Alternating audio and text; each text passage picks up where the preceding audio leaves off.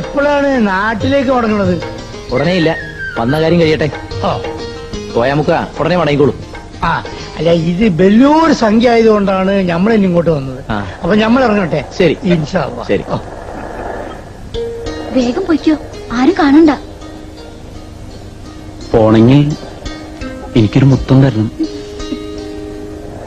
അല്ലാ, എന്തൊരു ചൂടാണിത്. കൊട ഉണ്ടായിട്ട് എന്ത് കാര്യം? മനുഷ്യനെ ഓട്ടിലിട്ട് പറക്കണമാണ്. ശരി, ദാ ആ ഇരിക്കുന്ന ആളിന് ഒറ്റ അടി കൊടുത്തിട്ട് വന്നാ മുത്തം തരാം.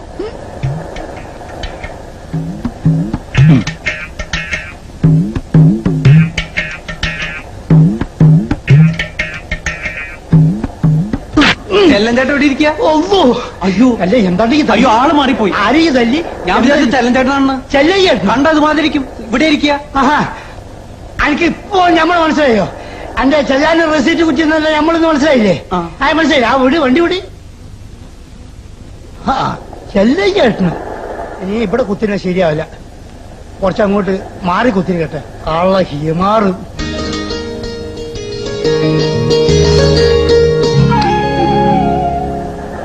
ഒന്നുകൂടി തല്ലി വന്ന ഒന്നുകൂടി തരുമോ?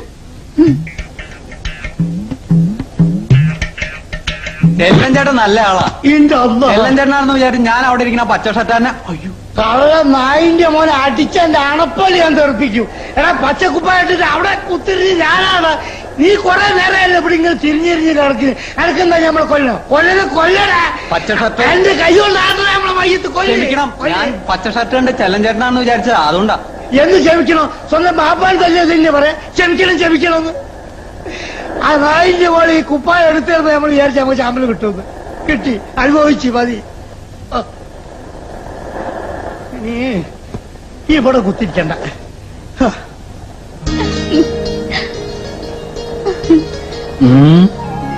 ഇനി ഒന്നുകൂടെ തല്ലാവോ?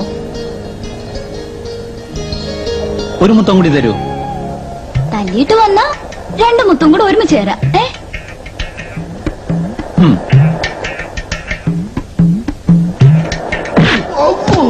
ആ പച്ച ഷർട്ടുകാരനെ ഞാൻ വെറുതെ അടിച്ചു. ചെല്ലഞ്ചേട്ടൻ എവിടെയായിരുന്നു? നമ്മൾ പിതാങ്കിരി എന്ത് നായിന്റെ മോനെ എനിക്ക് നമ്മൾ കൊല്ലണ.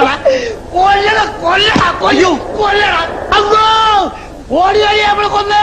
അന്നോ രണ്ടു പടി വെച്ചേ നെഞ്ചിന്റെ ഉള്ളിൽ കൂടെ പോയി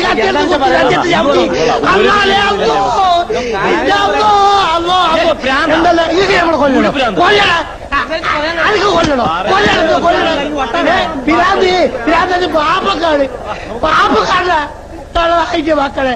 ഈ കടപ്പുറത്ത് വന്നില്ലെങ്കിൽ പിരാന്ത് ഇല്ലാത്തവരും പിരാന്താക്കല്ലേ അല്ലേ? നമ്മൾ പോവുകയാണ്. അമ്മ